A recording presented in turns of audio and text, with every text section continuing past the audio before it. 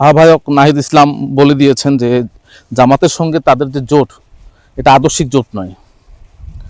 তো আদর্শিক যদি জোট না হয় তাহলে সেটা কি জোট? আদর্শের বিপরীতে গিয়ে জোট করেছেন, তাহলে সেটা অনৈতিক। আসলে এই দলটির আদর্শ কি তারা কি নিজেরাও জানেন? আজ পর্যন্ত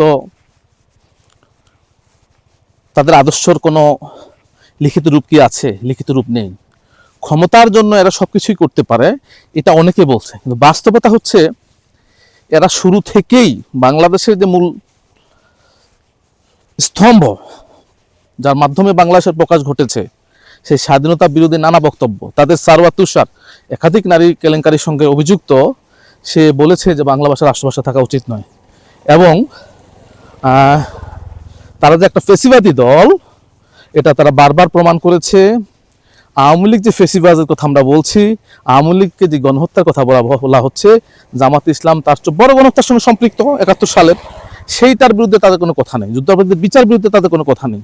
এই মুক্তিযুদ্ধের তারা বরং মুক্তিযুদ্ধকে মুছে দিতে চায় এই ২৪-এর গণঅভ্যুত্থানের মাধ্যমে।